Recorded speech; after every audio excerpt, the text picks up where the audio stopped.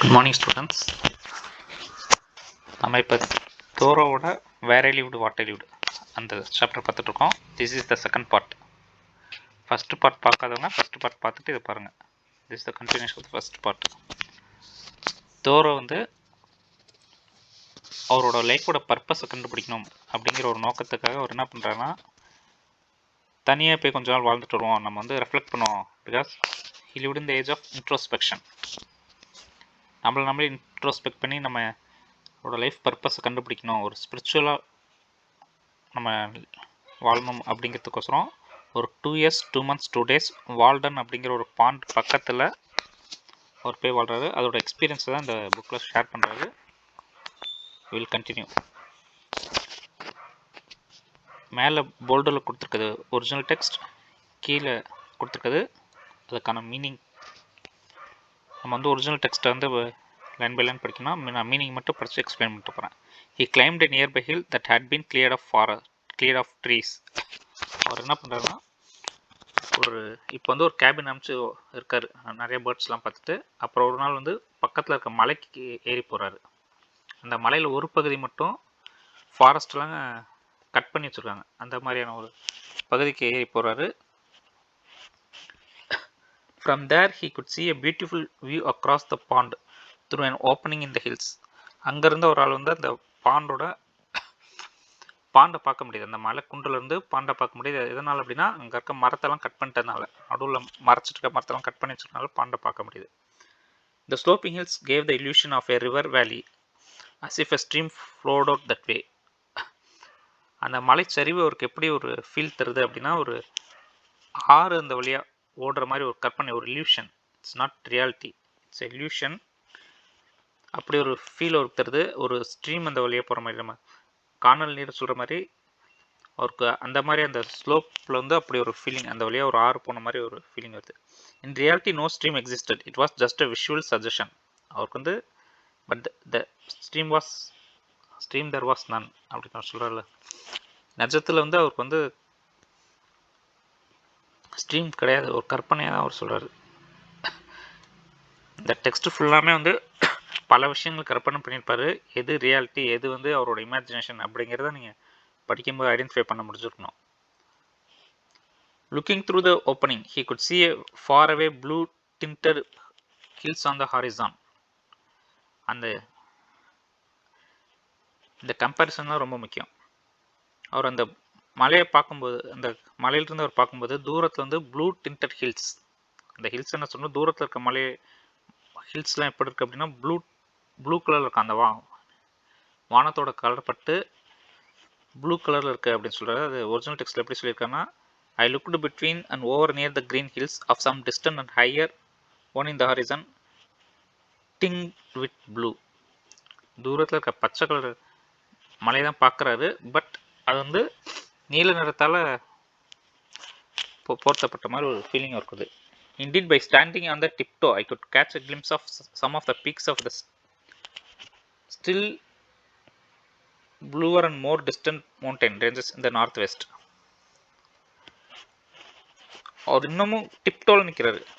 சரி, இன்னும் கொஞ்சம் நல்லா தெரியணும் அப்படின்னு சொல்லிட்டு, டிப்டோ மீன்ஸ் அவரோட நுனிக்கல்னுக்கிட்டு மேலே பார்க்குறாரு. அங்கே இன்னமும் ப்ளூ, தூரத்தில் நார்த் வெஸ்ட் டைரக்ஷனில் ப்ளூ மவுண்டன்ஸ் இருக்குது.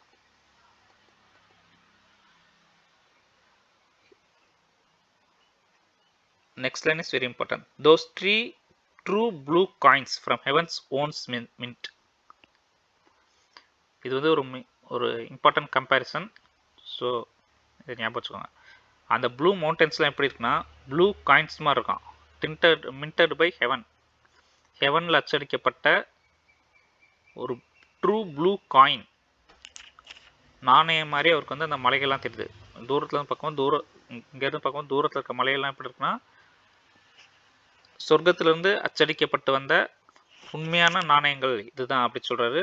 அந்த மவுண்டன்ஸை அவர் எதோட கம்பேர் பண்ணுறாரு அப்படிங்கிற கொஷின் கேட்கலாம். மவுண்டன்ஸை அவர் எதோட கம்பேர் பண்ணுறாரு? He compares the mountains with true blue coins minted from the heaven and also of some portion of the village. அப்புறம் அந்த பக்கத்தில் இருக்க வில்லேஜ் பார்க்குறாரு. Village name, nearby village name Concord, அது ஏற்கனவே பார்த்தோம். This is also important. One more question. Nearby village என்ன அப்படின்னு சொல்லி கேட்கலாம். Concord. In every other direction the dense woods blocked the view beyond. அவர் மற்ற டைரக்ஷனாக பார்க்குற ஒரு பக்கம் தான் வந்து அந்த ஃபாரஸ்ட்டை கிளியர் பண்ணியிருக்காங்க. அதனால ஒரு பக்கம் அவருக்கு வந்து நல்லா க்ளீனாக தெரியுது. பட் மற்ற சைடில் வந்து அவருக்கு வந்து எதுவுமே தெரியல, ஃபாரஸ்ட் மறைச்சிட்டு இருக்காது அப்படின்னால. Water nearby gives a sense of lightness and balance to the land. அங்கே வந்து ஒரு பக்கத்தில் அந்த பாண்ட் இருக்குல்ல, வால்டன் பாண்ட், அந்த வால்டன் பாண்ட் இருக்கிறது வந்து அந்த வாட்டர் வந்து இவருக்கு எப்படி இருக்குன்னா ஒரு லேண்டுக்கே ஒரு பேலன்ஸ் கொடுத்த மாதிரி இருக்காம். பக்கத்தில் இருக்க அந்த வாட்டர்னால இவருக்கு வந்து ஒரு உயிரோட்டம் உள்ளதாக இருக்குது, ஒரு லைட்னஸ் இருக்குது, ஒரு பேலன்ஸ் இருக்குது அப்படின்னு சொல்கிறாரு. Even a small well reveals that earth is not solid and continuous but like an island surrounded by water. இதுவுமே இவரோட இமேஜினேஷன் தான் சொல்கிறாரு. ஒரு சின்ன வெல், ஒரு கிணறு இருந்தால் கூட அது இவருக்கு என்ன மாதிரி ஒரு ஃபீலை தரும்னா, எர்த்து வந்து ஒரு தொடர்ச்சியான நிலப்பரப்பு கிடையாது, இட்ஸ் அன் ஐலாண்ட் அப்படிங்கிற ஒரு விஷயத்தை வந்து அவருக்கு வந்து அப்படி ஒரு உணர்வு வந்து அவருக்கு ஏற்படுத்துது. நம்ம வந்து சுற்றிலும் கடல் இருக்கும்போது கடலை பார்க்கும்போது நம்ம என்ன நினைப்போம்னா இது ஒரு ஐலாண்ட் அப்படின்னு நினைப்போம். ஆனால் இவருக்கு வந்து ஒரு சின்ன நீர்நிலை, கிணறு அந்த மாதிரி நீர்நிலை இருக்கும்போது கூட அதை பார்த்தா கூட அவருக்கு வந்து he feels earth is not a continuous thing but an island. அது வந்து ஒரு இன்சுலார் ஐலாண்டுங்கிற ஒரு இன்சுலார் அப்படிங்கிற டேர்ம் யூஸ் பண்ணி சொல்கிறாரு. That spiritual relation is just as valuable as the well's practical use. இது வந்து ஒரு ரெண்டு விதமாக சொல்கிறாரு, ஸ்பிரிச்சுவலாகவும் சொல்கிறாரு, ப்ராக்டிக்கலாகவும் சொல்கிறாரு. இந்த கிணறு வந்து கூலாக வச்சுருக்கு, இடத்த வந்து ரொம்ப கூலாக வச்சுருக்கு. ப்ளஸ் அதே டைமில் வந்து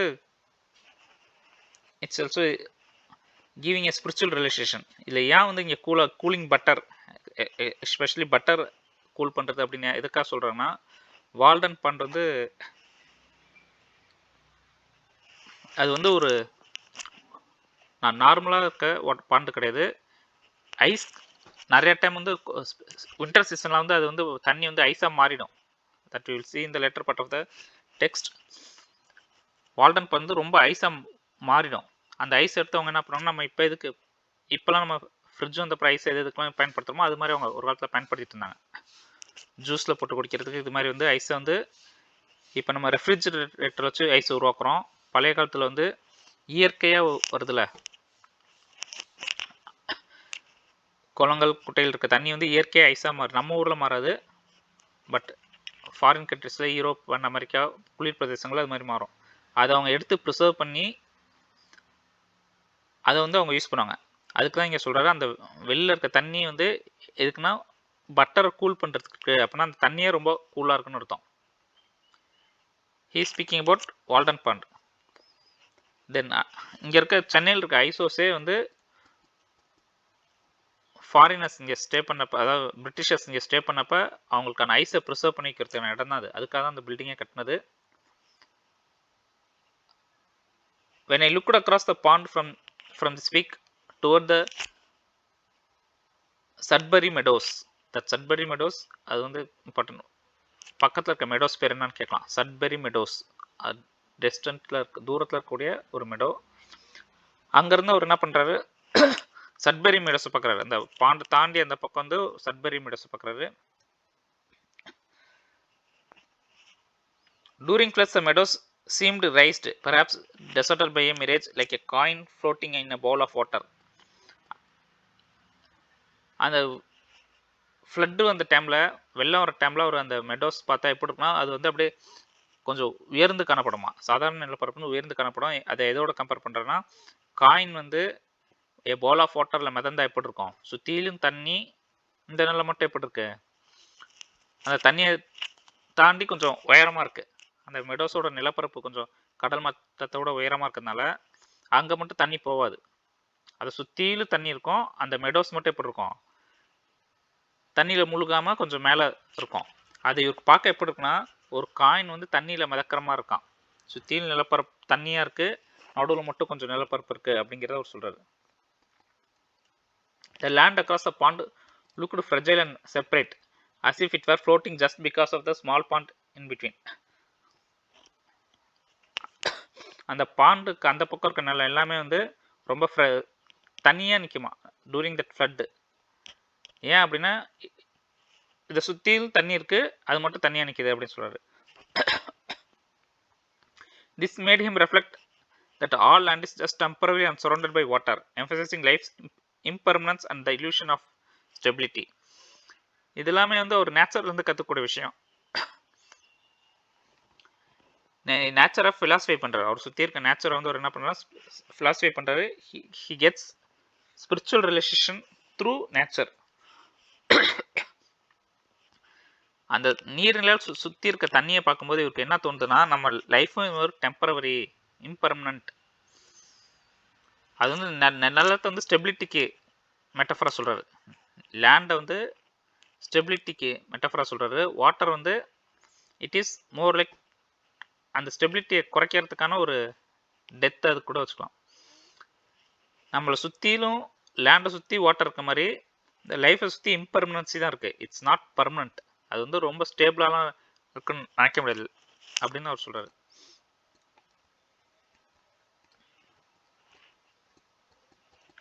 Even though he couldn't see far from his cabin, he never felt limited or closed in. அதுக்கப்புறம் வந்து ஒரு கேபின்க்கு வர்றாரு. கேபினில் வந்து எப்படி இருக்குன்னா ரொம்ப தூரமாலாம் பார்க்க முடியாது, ஃபாரஸ்ட் இருக்கிறதுனால ரொம்ப தூரமாக பார்க்க முடியாது. ஆனால் வந்து அவர் லிமிட் பண்ணல, ஒரு மாதிரி அடைச்சி வச்ச மாதிரி இல்லை, கிளாஸ்ட்ரோஃபோபிக்கா இல்லை, நம்ம வந்து ஒரு சின்ன கேபினில் இருக்கோம் அப்படிங்கிற மாதிரி இல்லை. Still he enjoys that. His imagination was free to roam even if the physical space was small. அவரோட he has lot of scope for his imagination. இந்த டெக்ஸ்ட் ஃபுல்லாமே தான் பார்க்குறோம். அவர் வந்து முழுக்க முழுக்க இமேஜினேஷனில் தான் இருக்கார். ஒவ்வொன்றையுமே இமேஜின் பண்ணி தான் பார்த்துட்டு இருக்காரு. நேச்சரை பார்த்து அதை டிஸ்கிரைப் பண்ணுறத விட he describes with his own imagination. அவரோட சப்ஜெக்டிவ் தாட்ஸை வந்து இந்த டெக்ஸ்ட் ஃபுல்லாமே அவர் கொடுத்துட்டு வர்றாரு. ஒவ்வொன்றா பார்க்கும்போதும் இவரோட ஓன் தாட்ஸ் தான் அதிகமாக தர்றாரு. அந்த இமேஜினேஷன் அதுக்கு வந்து இங்கே நிறைய ஸ்கோப் இருக்குது. திஸ் ஆல்சோ இந்த மாதிரி சென்டென்ஸ்லாம் வந்து ஃபில் இன் த பிளாங்க்ஸ் டைப்பில் கேட்டலாம். There was pastor enough for my dash அப்படின்னு கேட்டலாம். My imagination. இவருக்கு வந்து அந்த வால்டன் பாண்டு பக்கத்தில் இருக்க அந்த ஃபாரஸ்ட்டில் என்ன அதிகமாக ஸ்கோப் இருக்குன்னா for is imagination. Across the bond was a platy covered in a low okay shrubs. அதுக்கப்புறம் வந்து அந்த பாண்டுக்கு அந்த பக்கம் ஒரு ஓக் ஸ்ட்ரப்ஸ் இருக்குது. These also can be asked in a questions. Trees, birds, animals இந்த மாதிரி விஷயங்கள்லாம் வந்து எக்ஸாம்பிள் கேட்கலாம். பாண்டுக்கு அப்புறம் என்ன இருக்குது, ஃபாரஸ்ட் இருக்குது அப்படின்னா ஓக் ட்ரீஸ். ஏ லோ ஷ்ரப் ஓக் பிளாட்டிவ் அப்படின்னு அவர் சொல்கிறாரு. இந்த லோ ஷ்ரப் ஓக் பிளாட்டிவ் அப்படின்னு சொல்கிறாரு. இதுவும் கொஷின்ஸில் கேட்கலாம். In his imagination, the land extended far beyond to vast western prairies and the Asian steppes. இவரோட இமேஜினேஷனில் வந்து அந்த ஃபாரஸ்ட் வந்து நாட் இன் ரியல் இமேஜினேஷனில் வந்து வெஸ்ட்டுக்கும் ஈஸ்ட்டுக்கும் அப்படியே பறந்து இருக்கு.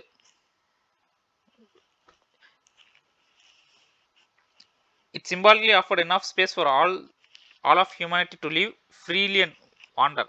அது எதை சொல்ல வர்றாருன்னா, இந்த ஃபாரஸ்ட் வந்து ரொம்ப பெருசாக இருக்குது. இட் எக்ஸ்டென்ஸ் டு இந்த பக்கம் வெஸ்ட்டில் இந்த பக்கம் ரொம்ப தூரம், ஈஸ்ட்டில் இந்த பக்கம் ரொம்ப தூரம் இருக்குது. There is ample room for all the roving families of men அப்படின்னு அவர் சொல்கிறார். உலகத்தில் இருக்க எல்லா மனிதர்களும் ஃப்ரீயாக சுற்றி வாழ்கிறதுக்கு போதுமான இடம் இருக்குது. Is not only speaking about that particular forest, he means the whole world. இங்கே எல்லாருமே ஃப்ரீயாக சுற்றி வாழ்கிறதுக்கு போதுமான இடம் இருக்குது. பட் நம்ம ஆக்குப்பை பண்ண இடம் இல்லை. அதான் அவர் வந்து மெட்டஃபரிக்கில் சொல்ல வர்றோம். நம்ம இந்த இடம் பிரிச்சுக்கிட்டோன்னா நமக்கு இடம் கிடையாது. பட் நம்ம ஃப்ரீயாக சுற்றுனா நமக்கு வந்து நிறைய இடம் இருக்குது. இந்த உலகத்தில் அனைத்து மனிதருக்கும் இடம் இருக்குது அப்படின்னு அவர் சொல்கிறாரு. தென் ஹி கோட்ஸ் தமோதரா, ஹிந்து போய்ட். ஒரு ஹிந்து போய்ட் தமோதரா அப்படிங்கிற ஒரு ஹிந்து போய்ட்டை கோட் பண்ணி அவர் என்ன சொல்கிறேன்னா, happiness comes from freedom and wide open space, just like animals need large pastures. இது தமோதரா சொன்ன philosophy. இந்த மாதிரி கொஷின்ஸும் கேட்கலாம். Because this whole text is filled with quotations, imaginations and philosophies. also filled with names of birds, animals and places. எல்லாமே நீங்கள் வந்து memorise பண்ணிக்கணும். You take notes.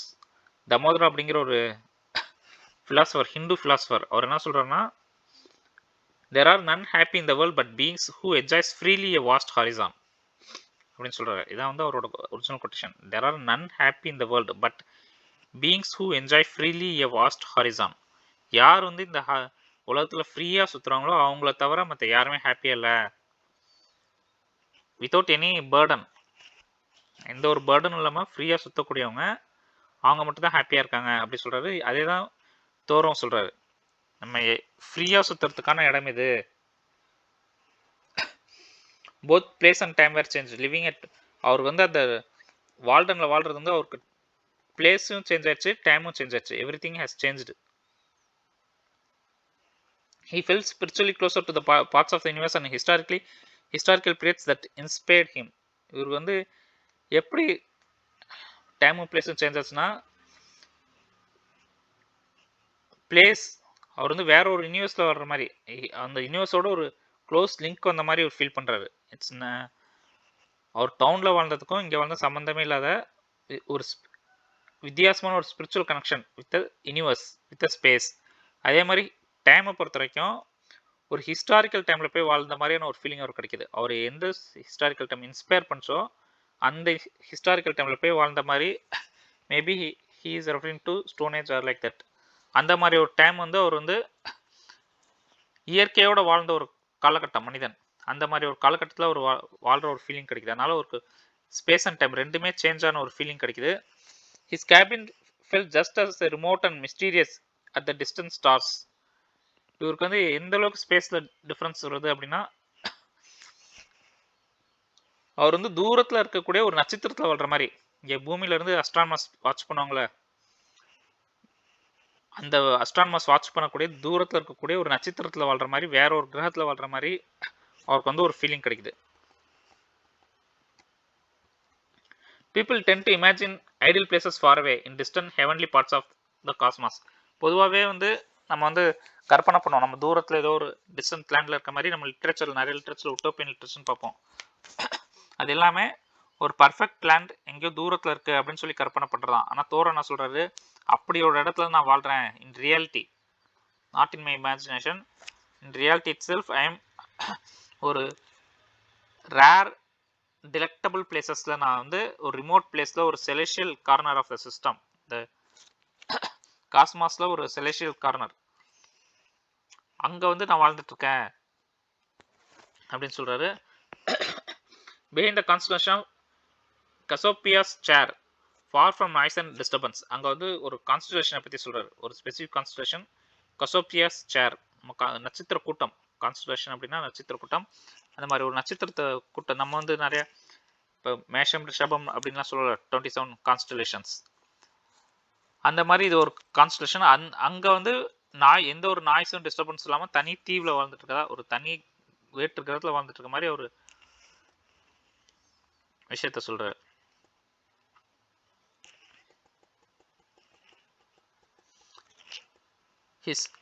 ஒட்டுமொத்தம் என்ன சொல்றேன்னா, his cabin is sacred, untouched, ever fresh corner of the world.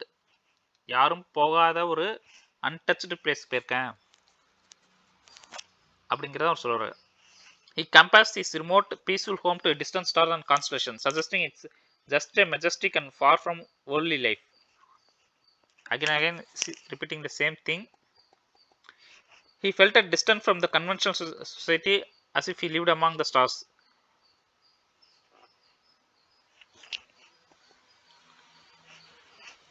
To others, his life and home seemed faint and distant, barely visible like a star in the dark. அவர் மற்றவங்களுக்குலாம் வந்து இவர் நினைக்கிறேன்னா, மற்றவங்களுக்குலாம் நம்மளோட house வந்து ரொம்ப ஒரு சின்னதாக தெரியும், ஒரு ஸ்டார் மாதிரி தூரத்தில் இருக்க ஒரு ஸ்டார் மாதிரி சின்னதாக தெரியும். பட் ஐ ஆம் living in a sacred place அப்படி சொல்கிறாரு. Such was that part of creation where I had squatted. அந்த மாதிரி ஒரு ரிமோட் பிளேஸில், அழகான பிளேஸில் நான் வாழ்ந்துட்டு இருக்கேன். These are full of descriptions. Okay. Thoreau quotes poetry that prizes shepherd whose lofty thoughts matched the height of the mountains where he grazed his sheep. இப்போ வந்து ஒரு ஷெப்பர்டை பற்றி அவர் சொல்கிறாரு. There was a shepherd that did live. ஒரு shepherd வாழ்ந்தாரு. and held his thought as high as where the mounts were on his flocks did hourly fed him by. அவரோட thoughts எப்படி இருக்கு அப்படின்னா, அந்த ஒரு போய்ட்ரி வந்து ஒரு ஷெப்பர்டு வந்து ஒரு மலையில் ஆடு மேய்க்கிறாரு. அவரோட திங்கிங் எப்படின்னா, அந்த மலையளவுக்கு உயர்ந்திருக்கான். அந்த மலையளவுக்கு உயர்ந்திருக்கு. What should we think of the shepherd's life if his flocks always wandered to higher pasture than his thoughts?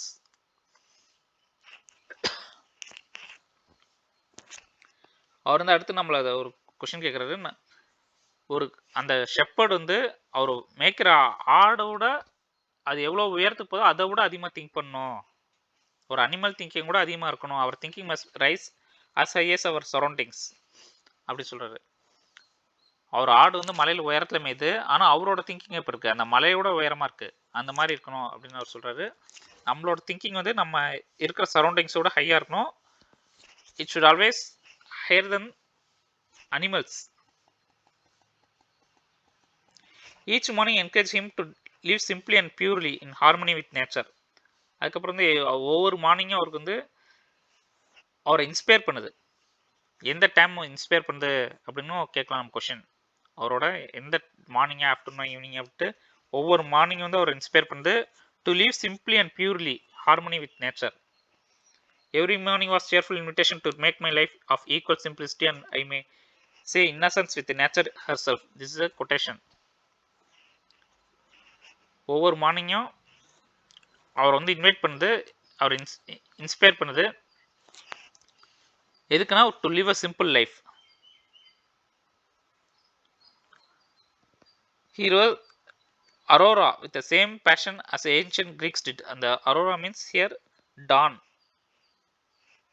விடியற்காலை. அந்த விடியற்காலை வந்து ஒர்ஷிப் பண்ணுறாரு. He becomes the worshipper of Aurora as the Greeks. கிரேக்கர்கள் பழைய காலத்தில் வந்து அந்த டானை வழிபட்ட மாதிரி நானும் வழிபட ஆரம்பிச்சிட்டேன். டானை வந்து வழிபட ஆரம்பிச்சிட்டேன். விடியற்காலை வந்து நான் வழிபட ஆரம்பிச்சிட்டேன். His daily morning sim was like a spiritual ritual and one of his most valuable habits. அதுக்கப்புறம் ஒரு மார்னிங் என்ன பண்ணுறாரு அப்படின்னா, I bath in the pond, I get up early and bath in the pond. தினமும் காலைல எழுந்திரிக்கிறாரு, தினமும் காலைல போய்ட்டு அந்த பாண்டில் நீச்சல் அடிக்கிறாரு. அவருக்கு வந்து அந்த நீச்சல் அடிக்கிறதுங்கிறது வந்து it's a spiritual exercise, not just physical exercise. ஒரு ஆன்மீக செயல் மாதிரி இருக்கும் அவருக்கு. தினமும் காலைல எழுந்து தியானம் பண்ணுற மாதிரி, யோகா பண்ணுற மாதிரி அவருக்கு வந்து நீச்சல் அடிக்கிறது ஒரு ஆன்மீக செயல் மாதிரி இருக்குது. அதுதான் நான் பண்ண ஹேபிட்லேயே ரொம்ப வேல்யூபிள், மோஸ்ட் வேல்யூபிள். நான் வந்து டெய்லி வந்து நிறைய பழக்கம் வச்சுருக்காரு. அந்த ஹேபிட்ஸ்லேயே இவருக்கு வந்து ரொம்ப இதுவாக இருக்குது அந்த மார்னிங் பாத்து தான் அப்படின்னு சொல்கிறாரு. ரெனியூ தை செல்ஃப் கம்ப்ளீட்லி ஈச் டே.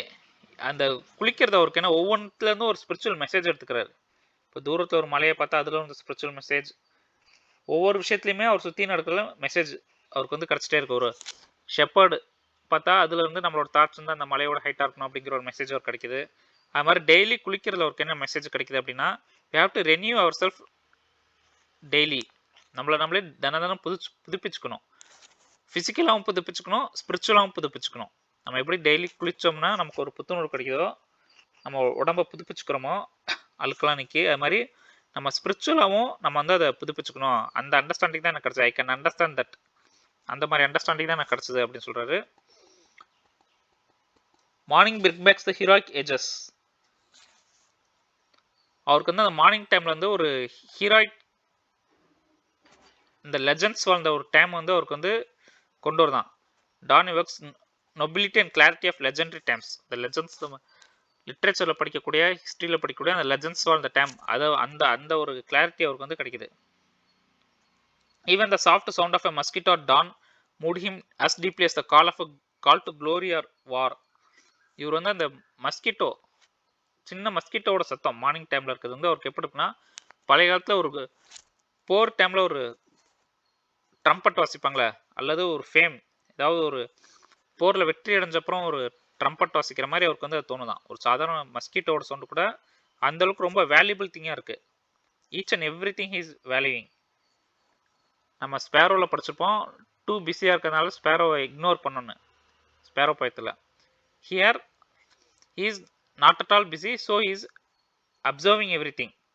அந்த பயத்துக்கு ஆப்போசிட்டான ஒரு ஒர்க் தான் இது. அங்கே வந்து ரொம்ப டே டு டே லைஃப்பில் பிஸியாக இருந்தனால பல நல்ல விஷயங்களை இழந்தேன்னு அவர் சொல்லியிருப்பார். இங்கே எல்லா டே டு டே இதையும் ஒதுக்கிட்டு ஃபாரஸ்ட் வந்ததுனால பல நல்ல விஷயங்களை நான் வந்து அச்சீவ் பண்ணேன். என்னால் பல நல்ல விஷயங்கள் கவனிக்கப்படுச்சு. ஈவன் மஸ்கிட்டோ சவுண்டு அதை கூட என்னால் அதுலேருந்து கூட ஒரு நல்ல விஷயத்தை என்னால் புரிஞ்சுக்க முடியுது அப்படின்னு அவர் சொல்கிறாரு. மஸ்கிட்டோட சாங்கை இதோட கம்பேர் பண்ணுறேன்னா ஹோமஸ் எக்யூம் எபிக் போய்ட்ரில்னா ஹோமஸ் இலியட் ஒடிசி இதோட கம்பேர் பண்ணுறாரு. Story full of adventures. இந்த ஸ்டோரி இல்லாமல் அட்வென்ச்சர் ஸ்டோரிஸ் இதோட கம்பேர் பண்ணுறது. This can also be asked as a question. Mosquito what does Thoreau compare the mosquito songs with அப்படின்னு சொல்லி கொஷின் கேட்கலாம். He compares mosquito song of mosquito with Homer's Epic.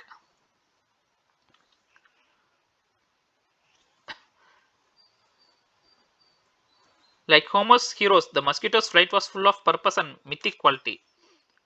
He also sees the purpose of the mosquito. ஹோமரோட அந்த இல்லியட் ஒடிசிலாம் வந்து எப்படி ஹீரோக்கு ஒரு purpose இருந்துச்சோ அது மாதிரி இந்த மஸ்கிட்டோக்கு பர்பஸ் இருக்கு. Not only great heroes but even a small mosquito has a purpose. அது கூட ஒரு பர்பஸ் இருக்கு, அது கூட ஒரு மித்திக் குவாலிட்டி இருக்கு. It's not just a mosquito but அது வந்து அதுக்கும் ஒரு மித்திக்கல் குவாலிட்டி இருக்கு அப்படி சொல்றாரு. There was something cosmical about it. He found a deep universal meaning even this tiny natural event. அவர் வந்து ஒரு சாதாரண ஒரு சின்ன விஷயம் தான் மஸ்கிட்டோங்கிறது, அதுல கூட ஒரு ரொம்ப உயர்வான ஒரு விஷயத்தை பார்க்குற அப்படி சொல்றாரு. A standing advertisement till forbidden of the everlasting vigor and fertility of the world. அது வந்து ஒரு இந்த வேர்ல்டோட ஒரு எவர்லாஸ்டிங் விகர் அண்ட் ஃபெர்டிலிட்டியை பார்க்குறாரு. தென் the morning is most meaningful and spiritually awakening part of the day. That is the most meaningful and spiritually awakening part of the day அப்படின்னு question கேட்கலாம். Morning அவர் வந்து மார்னிங்கை தான் வந்து ரொம்ப ப்ரைஸ் பண்ணுறாரு. இட்ஸ் அவேக்கனிங் அவர் அப்படின்னு சொல்கிறார். Morning is the awakening hour, not only physically but also spiritually it's awakening hour. அவருக்கு வந்து ஸ்பிரிச்சுவல் அவேக்கனிங்கை கொடுக்கக்கூடிய டைம் வந்து morning time. Most memorable season of the day. Which is the most memorable season of the day அப்படின்னு question கேட்கலாம். According to Thoreau, which is the most memorable season of the day? The morning. According to Thoreau, which is the awakening hour? அப்படி கேட்கலாம். The morning.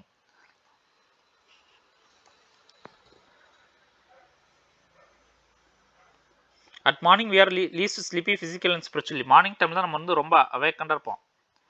அதனால தான் வந்து நம்மளை எந்த ஒரு படிக்கிறனாலுமே ஒரு 4 o'clock எழுந்துச்சு பிரம்ம முகூர்த்தத்தை படிக்க சொல்கிற காரணம் 4 மணிக்கு எழுந்து படிக்கணும். Our brain will be fully fresh. நீங்கள் மற்ற டைமில் ஒரு 4 hours படிக்கிறதா மார்னிங் டைமில் எழுந்து படித்தா 1 hourல படிச்சிடலாம். The same thing he is telling. நம்ம வந்து அந்த டைம் தான் ஃபுல்லாக ஃப்ரெஷ்ஷாக இருப்போம். ஃபிசிக்கலாகவும் சரி ஸ்பிரிச்சுவலாகவும் சரி தூங்கி எழுந்தப்பறம் ஃப்ரெஷ்ஷாக இருப்போம். ஸோ அந்த டைம் வந்து நான் ரொம்ப வேல்யூ பண்ணுறேன் அப்படின்னு சொல்கிறாரு. இந்த time a deeper part of our soul awakens that normally sleeps the rest of the time. மற்ற எல்லா நேரத்தையும் தூங்கிட்டு இருக்க அந்த நம்மளோட soul, deeper part of the soul வந்து அந்த விடியற் காலையில முழிச்சிட்டு இருக்கு.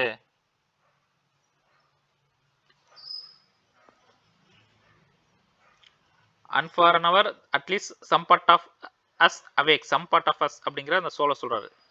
நம்மளோட ஒரு பகுதி வந்து நாள் ஃபுல்லாக தூங்கிட்டு இருக்க அந்த பகுதி அந்த விடியற் காலையில் முழிச்சிட்டு இருக்கு அப்படி சொல்றாரு.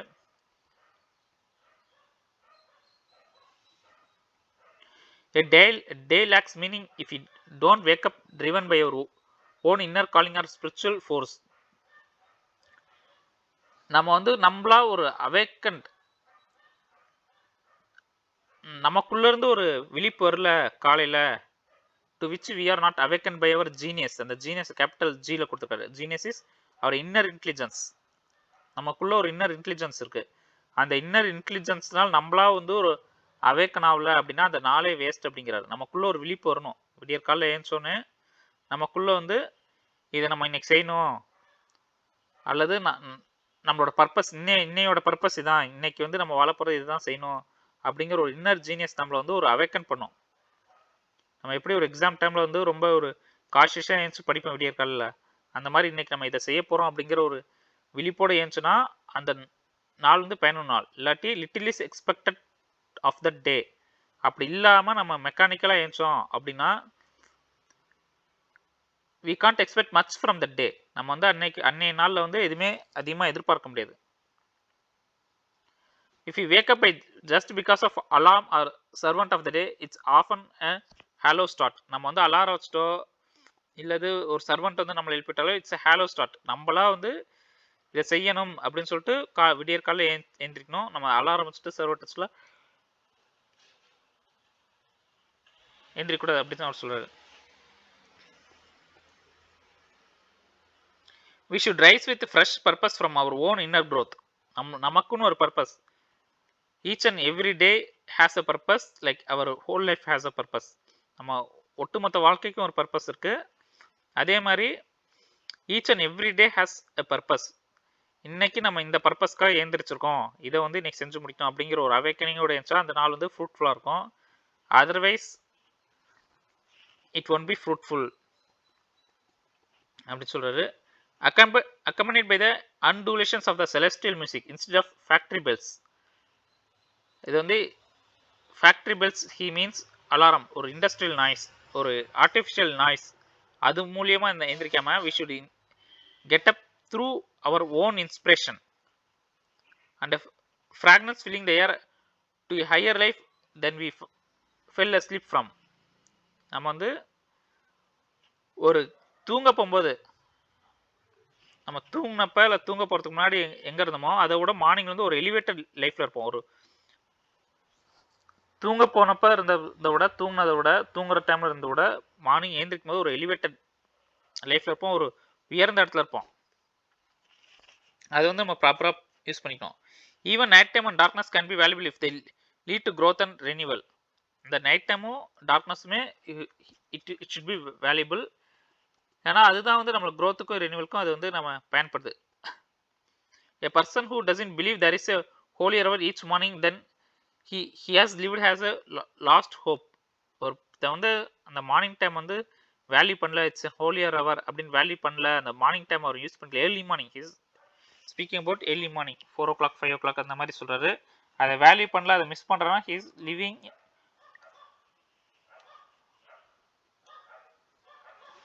அவன் வந்து அந்த நாளே நம்பல. he does not believe in the day அப்படின்னு சொல்றாரு. அவன் வந்து அந்த நாளே நம்பல. he is living a hopeless life. இவர் என்ன சொல்ல வர்றாருன்னா மறைமுகமா use your morning time, early morning time. இதுக்கு முன்னாடி வந்து மவுண்டன்ஸை டிஸ்கிரைப் பண்ணாரு, பான்ஸை டிஸ்கிரைப் பண்ணாரு, ஒரு கேபின் லைஃபை டிஸ்கிரைப் பண்ணாரு. Now he is describing the time. So far he was describing the space, அவர் சுற்றி இருக்க ஸ்பேஸை டிஸ்கிரைப் பண்ணாரு. Now he is describing the time. அதில் வந்து குறிப்பாக morning time, early morning time அவர் டிஸ்கிரைப் பண்ணிட்டு இருக்காரு. அது எந்த அளவுக்கு பர்பஸ்ஃபுல்லாக இருக்கு, எந்த அளவுக்கு எனர்ஜெட்டிக்காக இருக்கு அப்படின்னு சொல்லிட்டு. such a person is spiritually declining and growing more lost. அவர் அந்த மார்னிங் டைமை விட்ட வந்து யாரெல்லாம் அந்த மார்னிங் டைமை value பண்ணலையோ they are losing spiritually, they are declining. After a partial cessation of his sensuous life, our spiritual faculties are renewed each morning. நம்ம வந்து நல்லா தூங்கி முடிச்சதுக்கப்புறம் நம்மளோட ஸ்பிரிச்சுவல் ஃபேக்கல்ட்டிஸ், நம்ம உடம்புக்கு ஸ்பிரிச்சுவல் ஃபேக்கல்ட்டிஸ் அது எல்லாமே வந்து ரெனியூடாக இருக்கும். நம்மளோட ஆன்மா அது எல்லாமே வந்து புத்துணர்வோடு இருக்கும்.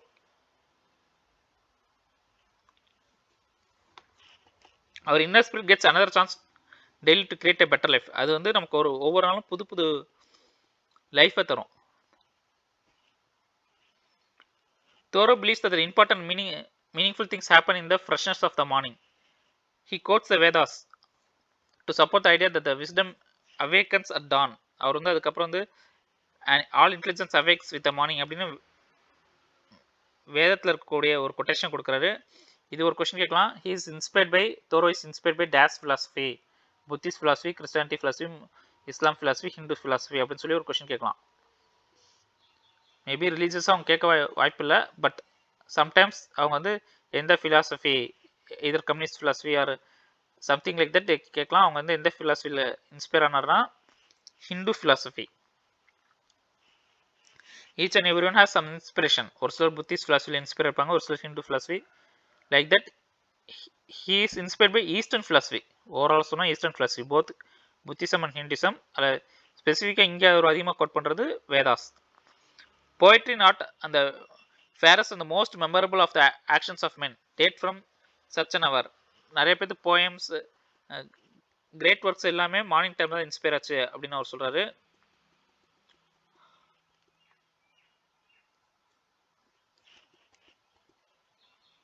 அதுக்கு எக்ஸாம்பிள்ஸ் தான் கொடுக்குறாரு. யார் யார் அப்படின்னு சொல்லிட்டு skip that. True mourning isn't about the hour of or what others are doing. True mourning வந்து நம்ம வந்து அடுத்த attitudes and labors of men. நம்ம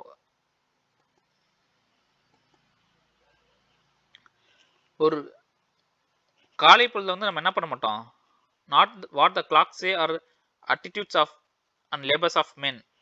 விடியற்காலில் எழுந்து உட்காந்துட்டு நம்ம அடுத்தவன் இதை செஞ்சா we won't bother about others, we will do our own work. அதான் அந்த மார்னிங் டைமில் இருக்கக்கூடிய ஒரு மிக முக்கியமான விஷயம்.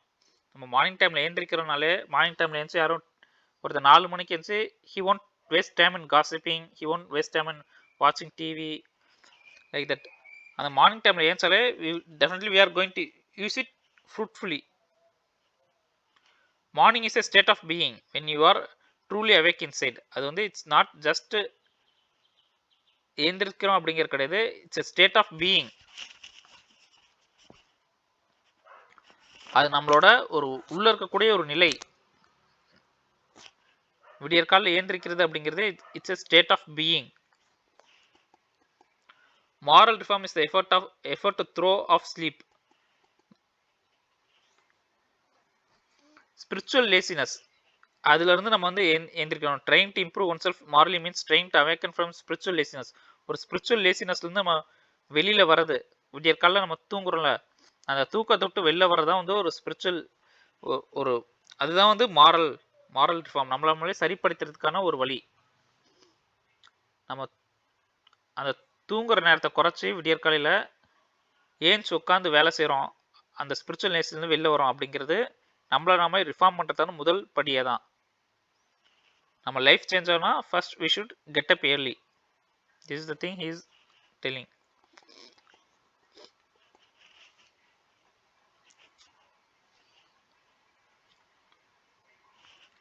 If people weren't spiritually asleep, why do they feel their days are wasted? அவங்க ஸ்பிரிச்சுவலாக தூங்குறதுனால தான் அவங்க டேஸ்லாம் வேஸ்ட் ஆகுது அப்படின்னு நினைக்கிறாங்க.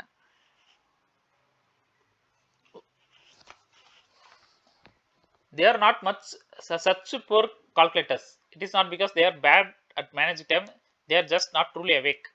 அவங்க வந்து டைம் வேஸ்ட் ஆகுதுன்னு டைமை வேஸ்ட் பண்ணல, பட் அவங்க ஃபுல்லாக அவேக் ஆகல, ஃபுல்லாக விழிப்படையில. he is speaking two things here. One is wasting the time.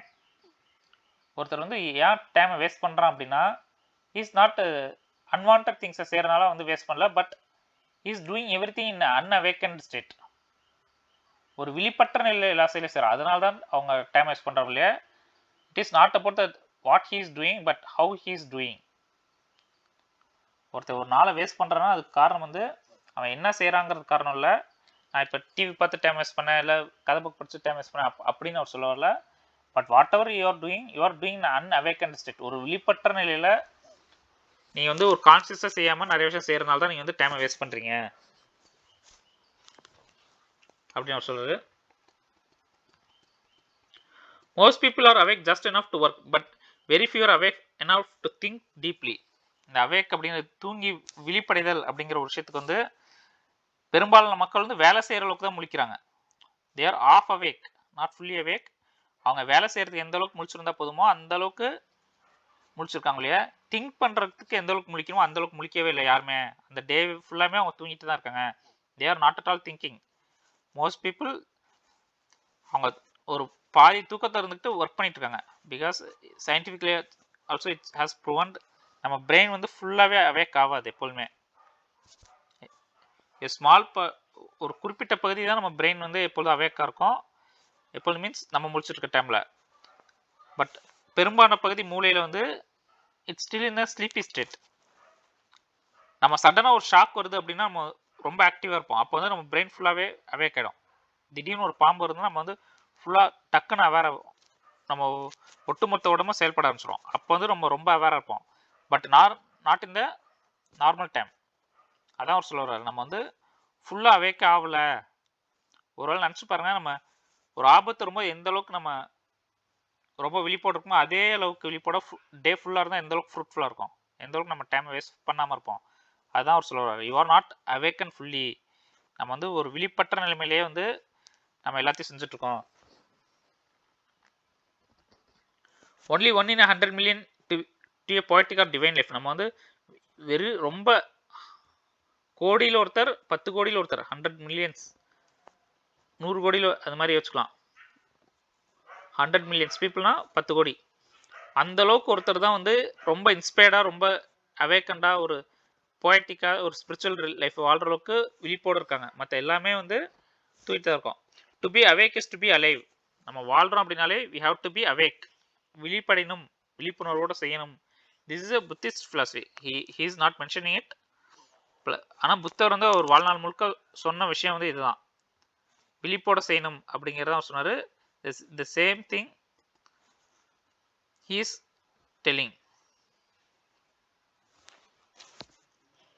We must learn to reawaken and keep ourselves awake, not by mechanical lights.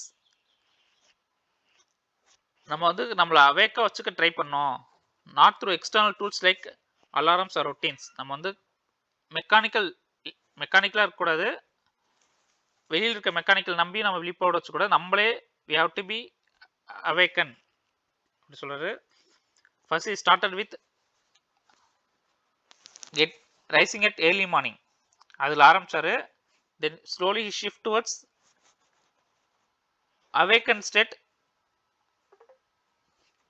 full day.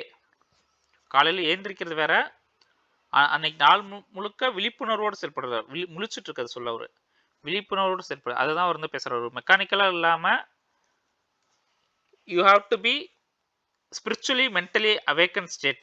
நம்ம ஃபிசிக்கலாக மட்டும் அவேக்கண்டாக இருந்தால் பத்தாது, ஸ்பிரிச்சுவலாகவும் மென்டலியாகவும் we have to be in awaken state. True wakefulness comes from within a deep, constant hope and awareness that persists even in unconscious states.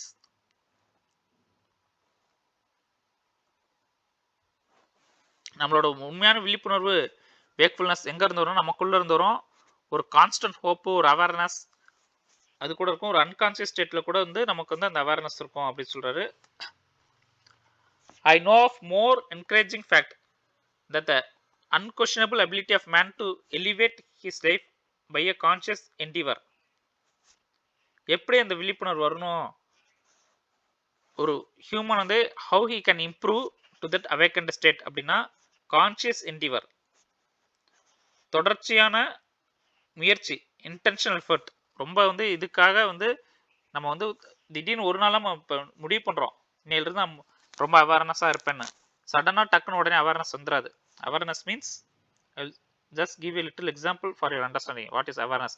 Because awareness இந்த இப்போ என்ன எப்படி யூஸ் பண்ணுறோன்னா என்வரான்மெண்டல் அவேர்னஸ், இல்லாட்டி வேற ஏதாவது நம்ம ஆன்டி ட்ரக் அவேர்னஸ், அந்த மாதிரி அவேர்னஸ், அந்த விழிப்புணர்வு வேற. ஒரு நாலேஜ் ரீதியான விழிப்புணர்வு வேற. He's not speaking about that awareness. ஒரு பிரச்சனையை பற்றி அவேர்னஸாக இருக்கிறது வேற. இப்போ உலகம் ஃபுல்லாக கொரோனா போகிறது, அதை பற்றி அவேராக இருக்கிறது வேற. அந்த அவேர்னஸ் ஹீஸ் நாட் ஸ்பீக்கிங். ஒரு புத்தர் ஒரு டைம் ஒரு பேசிட்டு இருக்காரு, ஒரு மேடையில் உட்காந்து பேசிட்டு இருக்காரு. அவர் கீழே அந்த நாட்டு அரசர் வந்து உட்காந்துருக்காரு. இவர் புத்தர் மேடையில் உட்காந்து கீழே அரசர் உட்காந்துருக்காரு, கேட்டுட்டு இருக்காரு புத்தர் பேசுறத. அப்போ அவர் காலை பிடிச்சி இப்படி இப்படி ஆட்டிகிட்டே இருக்காரு. ஒரு கையை சும்மா நம்ம காலாட்டிகிட்டே உட்காந்துருப்போம்ல. அப்போ புத்தர் கேட்டாங்க, ஏன் உங்க காலாட்டுறீங்கன்னு. அந்த அரசர் சொன்னாரு, இல்லை நான் யோசிச்சுலாம் ஆட்டல, அது பாட்டு சும்மா தானா ஆடுது அப்படின்னாலாம். அப்போ அந்த புத்தர் சொல்லிட்டாரு, நீ வந்து ரொம்ப ஆபத்தான ஒரு, உன் கால் உனக்கே தெரியாம தானா ஆடும்போது உன் கை கூட தானா வந்து என் கழுத்தை நெரிச்சு கொண்டுரும், நீ நீ ஆபத்தானப்போ எப்போ நீ ஒவ்வொரு விஷயத்தையும் ஒரு சின்ன கையை தூக்கினா கூட அவேர்னஸாக தூக்கணும், தன்னை மறந்து தூக்காம அவேர்னஸாக தூக்கணும். அப்படி தூக்குற டைம்ல நீ வந்து என்ன பாரு அப்படின்னு சொல்லி அமிச்சிட்டாரு. That kind of awareness is he speaking here. ஒரு நம்ம எந்த ஒரு செயலை செஞ்சாலும் ரொம்ப அவேரா, ஒரு மெக்கானிக்கலா அன்கான்சியஸா செய்யாம ரொம்ப அவேர்னஸா செய்யணும் அப்படின்னு சொல்றாரு. Only that can improve human life. அதனால தான் அவர் என்ன பண்றாருன்னா, it is something to be able to paint or particular picture or to carve a statue or so on make a few objects beautifully. நம்ம இப்போ ஒரு சிலை செதுக்குனாலோ ஒரு படம் வரைஞ்சாலோ மெக்கானிக்கலாக நம்ம செய்ய மாட்டோம். புதுசாக நம்ம வந்து ஒரு கிரியேட்டிவாக நம்ம செய்கிறோம். நாட் ஜஸ்ட் காப்பிங்னா கூட நம்ம மெக்கானிக்கலாக செய்வோம். கிரியேட்டிவாக ஒரு சிலை செய்கிறோம் அல்லது ஒரு பிக்சர் வரைகிறோம்னா will be putting full effort in that, full அவேர்னஸோட செய்வோம். அதுதான் வந்து ஒரு அழகான வாழ்க்கையை உருவாக்கும் அப்படி சொல்கிறேன். இந்த மாதிரி வந்து நம்ம ஒவ்வொன்றிலையும் அவேராக இருக்கணும்.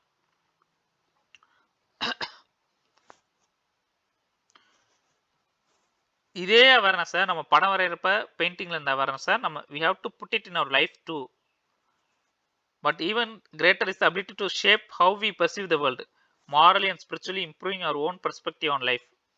நம்ம நார்மலாக ஒரு படத்தை உருவாக்கும் போதும் சிலையை உருவாக்கும் போதும் வில் பி மோர் அவேர். அந்த எந்த அளவுக்கு அவேராக இருக்குமோ அந்த அளவுக்கு ஒரு பியூட்டிஃபுல் பிக்சரை நம்ம உருவாக்க முடியும்.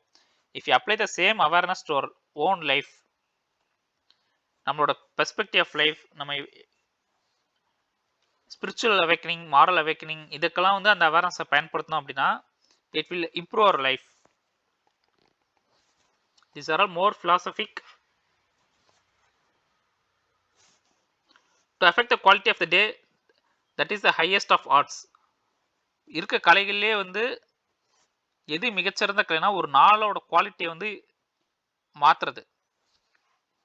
இன்றைய ஒரு நாள் எடுத்துக்கிட்டு இன்னைய குவாலிட்டியை நீங்கள் மாற்றினீங்க அப்படின்னா இந்த நாள் மிகச்சிறந்த நாளாக மாறணும், மாற்றுறதுக்கான திறமை உங்கள்கிட்ட இருக்குது.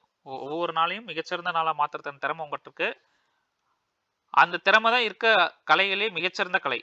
ஒரு படம் வரைதோ சிற்பம் வரைதோ இது கூட ஒன்றா கிடைக்கலாம். Which is the highest of arts according to Thoreau. To change the quality of the day, to affect the quality of the day is the highest of arts. நம்மளோட ஒவ்வொரு நாளையும் மிகச்சிறந்த நாள் மாற்றுவதற்கான திறமை தான் வந்து உலகத்திலே மிகச்சிறந்த திறமையா இருக்கு அப்படின்னு அவர் சொல்றாரு. Every man is tasked to make his life, even in its details, worthy of the contemplation of his most elevated and critical hour. ஒவ்வொருத்தருமே வந்து we have responsibility. எப்படின்னா we have a responsibility to live in a way that even our highest and most thoughtful self would respect and admire. நம்மளோட highest self வந்து நம்மள வந்து respect பண்ணும். he is speaking about நம்மளே respect பண்ற அளவுக்கு we have to gain that responsibility. நம்ம லைஃபை சேஞ்ச் பண்றதுக்கு. if we stop relying on shallow trivial information, நம்ம சின்ன சின்ன விஷயங்களை வந்து கண்டுக்கிறத நிறுத்திட்டு ஷாலோ திங்ஸ், ட்ரைவல் இன்ஃபர்மேஷன் இதெல்லாம் வந்து ஸ்டாப் பண்ணிட்டு அதை சார்ந்திருக்க ஸ்டாப் பண்ணிட்டு the deeper truth or wisdom would reveal how to live meaningfully and elevate our lives. நம்மளை வெளியில் இருக்க சின்ன சின்ன விஷயங்களை நம்ம ஃபோக்கஸ் பண்ணுற விட்டுட்டு இஃப் வி டேர்ன் இன்வர்ட்ஸ், நமக்குள்ளே நம்ம திரும்பணும் அப்படின்னா நம்மளோட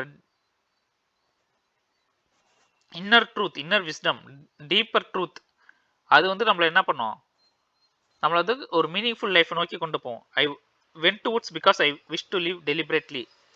திஸ் இஸ் வேர் இங்கே இருந்தால் அவரோட original where I live what I live டெக்ஸ்டே ஆரம்பிக்குது. So far I have given introduction. இனிமேல் தான் வந்து அவர் வந்து இம்பார்ட்டன்ட் திங்ஸ் தான் சொல்ல போகிறாரு. This is very very important line. இந்த ஒட்டுமொத்த வால்டன் ஒர்க்லேயும் ரொம்ப இம்பார்ட்டண்ட்டான ஒரு line. Not only in this chapter but the whole book. அதில் வந்து ஒரு ரொம்ப இம்பார்ட்டன்ட் லைன் அப்படின்னா I went to woods because I wanted to live deliberately.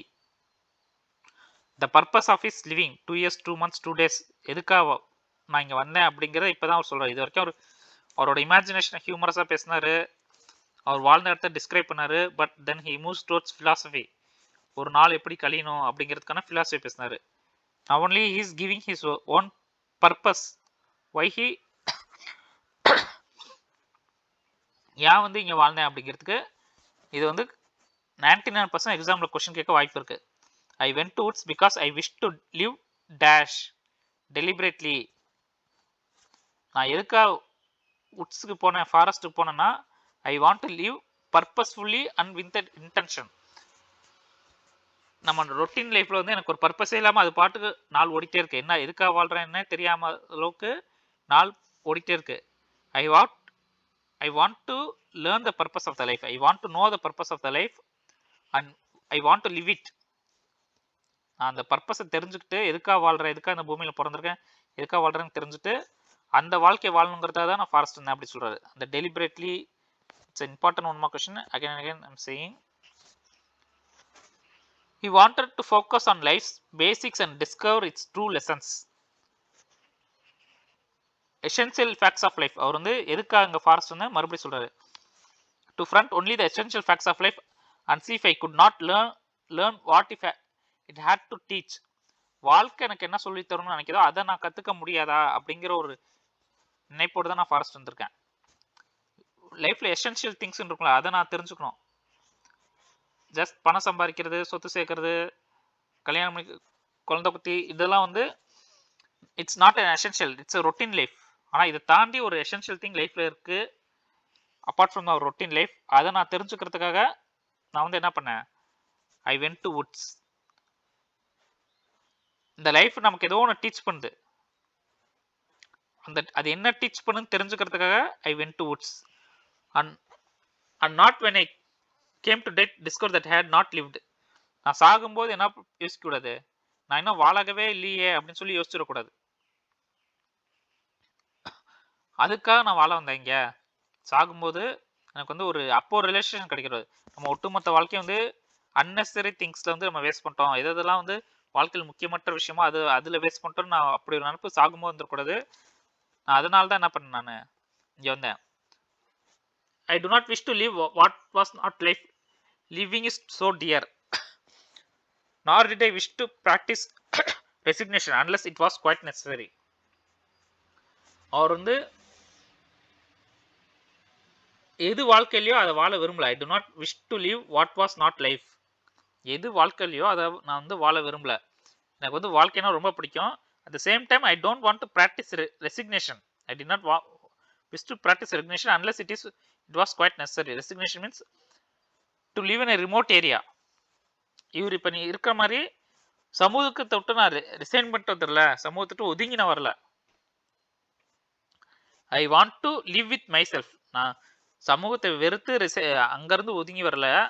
But I want to live with my self, என்னோட கூட தான் நான் வந்தேன் அப்படிங்கிறாரு. இது வந்து அவசியம் தேவை. Unless it was quite necessary. இது வந்து ரொம்ப தேவைப்படுது அப்படிங்கிறனால தான் நான் வந்து ஒரு ரெசிக்னேஷன் லைஃப்பை வாழ்கிறேன். இல்லாட்டி நான் என்ன பண்ண மாட்டேன், எனக்கு இப்படி ஒரு வாழ்க்கை வாழணுங்கிறது என்னோட விஷயம் கிடையாது. I wanted to live deep and suck out all the marrow of life. நான் வந்து வாழ்க்கையில் இருக்க அந்த மஜ்ஜையை உறிஞ்சிடணும், வாழ்க்கையோட அந்த கடைசி சார் கூட நான் ஒரு சொட்டு விடாம குடிச்சிடணும் அப்படின்னு அவர் சொல்றாரு. To live steady and Spartan like as to put to road all that was not life. ஒரு ஸ்பார்டன் மாதிரி வாழணும் அப்படிங்கிறாரு. ஸ்பார்டன் மீன்ஸ் ஒரு டெடிகேட்டட் ஒரு டிசிப்ளின்டு லைஃப் ஸ்டைல். ஸ்பார்டன் கேள்விப்பட்டு பண்ணிக்கிறேன். அந்த மாதிரி ஒரு ஸ்ட்ராங் டிசிப்ளின்டு லைஃப் ஸ்டைல். நான் வந்து ஒரு அன்னெசரியான ஒரு லைஃப் ஸ்டைல் இல்லாமல் ஒரு அன்எசென்ஷியல் திங்ஸில் ஃபோக்கஸ் பண்ணாமல் ஒரு டிசிப்ளின்டு லைஃப் ஸ்டைல் நான் வாழணும்னு நினச்சேன். ஒரு ஸ்பார்டன் லைக். மோஸ்ட்லி இந்த உலகத்தில் யாரெல்லாம் போர் வீரராக இருக்காங்களோ they live a disciplined life. Samurai, Spartan like that. இவர் அது மாதிரி வந்து ஒரு ஸ்பார்டன் மாதிரி நான் வாழ நினச்சேன். To cut a broad swath and shave close to drive life into a corner. அந்த லைஃப் வந்து அதோட கோரை வந்து எந்த ஒரு டிஸ்ட்ராக்ஷன் இல்லாமல் அதோட மையப்பகுதியை அவர் வந்து அச்சீவ் பண்ணிக்கிற லைஃப்னா என்ன அப்படிங்கிறத you don't want to beat about the bush, beat around the bush அப்படின்னு சொல்லுவாங்கல்ல, சுற்றி வளைச்சு தெரிஞ்சுக்காம நேரடியாக அதோட கோரை நான் தெரிஞ்சுக்கணும்னு நினச்சேன். these are the reasons for coming to live in the forest. இவர் எதுக்குடா ஃபாரஸ்ட்டில் வந்து வாழ்ந்தார் அப்படின்னு நம்ம கேட்கலாம். அதுக்கு தான் அவர் சொல்கிறாரு, மற்ற அன்எசென்ஷியல் திங்ஸ்ல விட்டுட்டு வாழ்க்கைன்னா என்னன்னு தெரிஞ்சுக்கணும்னு வரேன் அப்படி சொல்றாரு. And reduce to its lowest terms, and if it proved to be mean, why then to get the whole and genuine meanness of it. அது வந்து லைஃப் வந்து சிம்பிளிஃபை பண்ணும். லைஃப் வந்து காம்ப்ளெக்ஸை கூட சிம்பிளிஃபை பண்ணும். அதோட ட்ரூ நேச்சர் தெரிஞ்சுக்கணும். அது வந்து ஒரு அன்பிளசன்ட் திங்கா ஒரு ப்ளசன்ட் திங்கா அது எப்படி இருந்தாலும் ஓகே. லைஃப் வந்து அன்பிளசன்ட் திங்கா இருந்தாலும் ஓகே, ப்ளசன்ட் திங்கா இருந்தாலும் okay. I want to experience the harsh truth. Life வந்து லைஃபா நான் எக்ஸ்பீரியன்ஸ் பண்ணணும். ஐ don't want to divert in other things, get diverted in other things. அது மட்டும் இல்லை, and publish it minus to the world. அதை வந்து நான் பப்ளிஷும் பண்ண போகிறேன். என்னோட எக்ஸ்பீரியன்ஸ் வந்து என்ன பண்ண போகிறேன், பப்ளிஷும் பண்ண போகிறேன் அப்படி சொல்கிறேன். Or if it were sublime to know it by experience. அல்லது அது அழகாக இருக்கா, அது மீனஸாக இருந்தாலும் லைஃப் வந்து அது அப்படியே பப்ளிஷ் பண்ணேன். அல்லது சப்ளைமாக இருந்தாலும் அது அழகாக இருந்தாலும் நான் என்ன பண்ணுவேன், அதையும் நான் டீப்பாக ஃபீல் பண்ணி அதையும் நான் பப்ளிஷ் பண்ணுவேன். And he be able to give a true account of it in my next excursion. அதை வந்து என்னால் ஃபியூச்சர் இண்டிவிஜுவலாக அதை வந்து என்னால் எக்ஸ்பிரஸ் பண்ண முடியும். ஃபர்ஸ்ட் ஹேண்ட் நாலேஜோட நான் வந்து லைஃப்னா என்ன அப்படிங்கிற ஒரு ஃபர்ஸ்ட் ஹேண்ட் நாலேஜோட நான் வந்து அதை என்னால் எக்ஸ்பிரஸ் பண்ண முடியணும் அப்படி சொல்றாரு. Most people are confused about life and it's meaning. நிறைய பீப்புள், ஃபார் மோஸ்ட் மென், பெரும்பாலான மக்களுக்கு வந்து அது வந்து ஒரு அன்சர்டனிட்டியாக தருது, ஒரு ஸ்ட்ரேஞ்ச் அன்சர்டனிட்டியாக தருது. லைஃப்னா என்னங்கிறது ஒரு ஸ்ட்ரேஞ்ச் அன்சர்டனிட்டியாக இருக்கு. Whether it is of the devil or of God. இது வந்து வாழ்க்கை எதால் செய்யப்பட்டது, டெவிலா காடா, ஒரு நல்லது விஷயமா கெட்ட விஷயமா வாழ்க்கைங்கிறது அப்படிங்கிறது ஒரு அன்சர்டனிட்டியாக இருக்குது. அதை வந்து நானே ஃபர்ஸ்ட் ஹேண்டாக தெரிஞ்சுக்கணும். மற்ற ஃபிலாசபி புக்கை படிச்சோ வேற ஒருத்தவங்க சொல்லியும் கேட்காம I want to know it by my self. I have somewhat hastily concluded that it is the chief and end of man here is to glorify God and enjoy him forever. நிறைய ரிலீஜன்ல சொல்றாங்கன்னா மேனோட பர்பஸே வந்து to glorify God, அதான் சொல்றாங்க. Religious belief எல்லாமே வந்து கடவுளை வந்து நம்ம glorify பண்ணணும், அதுக்கு தான் வந்து ஹியூமன் வந்து பிறப்படுத்துறோம்னு சொல்றாங்க. But he says he want to explore himself first. Still we live in meanly like ants. நம்ம இது மாதிரி வாழ்றோம், ஒரு ants மாதிரி வாழ்ந்துட்டு இருக்கோம். Though the fable tells us that we are long ago changed into men like pygmies, we fight with cranes. நம்ம இவர் ஒரு ஃபேபிள் சொல்றாரு. அந்த ஃபேபிள் படி பார்த்தா, கிரீக் மித்தாலஜி படி பார்த்தா, நம்மலாம் ஒரு காலத்துல வந்து பிக்மீஸா இருந்திருக்கோம். தென் we have been changed into human. நம்ம வந்து சின்ன சின்ன விஷயங்களோட சண்டை போடக்கூடாது அப்படின்னு சொல்லிட்டு தான் வந்து என்ன பண்ணிருக்காங்க, நம்ம வந்து ஒரு ஹியூமனா மாத்திருக்காங்க. But still we continue to fight with that small things. It is error upon error and clout upon clout. லைஃபை இந்த மாதிரி ரிப்பீட்டடா மிஸ்டேக் பண்ணுறது, சின்ன சின்ன விஷயங்களை ஃபோக்கஸ் பண்றது, it's an error upon error அப்படி சொல்றாரு. What is error upon error according to Thoreau? To repeating the same mistakes, to focusing on the unessential things. These are error upon error. And our best virtue has for its occasion superfluous and inevitable wretchedness. நம்மளோட வெர்ச்சுஸ் கூட சில time வந்து unnecessary, because of unnecessary suffering அப்படி சொல்றாரு. Okay, we will stop by this. Our life is frittered away by detail. An honest man has hardly need to count more than his 10 fingers, or in extreme cases he may add his 10 toes and lump the rest. ஒரு simple life அப்படிங்கிறது நமக்கு வந்து 10 fingers இருந்தால் போதும். At the most we can add 10 more fingers from our leg, 10 more toes. காலில் இருக்க விரல 10 விரல் கூட்டிக்கலாம், கையில் இருக்க விரல், காலில் இருக்க விரல். இந்த 20ங்கிற நம்பர் தாண்டி நம்ம எதுவும் போத்தேவில்ல. It's simple life. நமக்கு வந்து நூற்றுக்கணக்கான விஷயத்த ஃபோக்கஸ் பண்ண தேவையில்ல. We can focus at the most 10 things in our life. இது வந்து கொஸ்டினாக கேட்கலாம், எத்தனை விஷயத்த வந்து நம்ம அதிகபட்சம் ஃபோக்கஸ் பண்ணணும் லைஃப்பில். நம்ம வந்து பல விஷயங்களை ஃபோக்கஸ் பண்ணிட்டு எல்லாத்துலையும் டைம் வேஸ்ட் பண்ணுறத விட we have to focus only on most basic 10 things, or அதோட இன்னும் கொஞ்சம், அவ்வளோதான். Okay, with this we in this class, third part will be posted soon.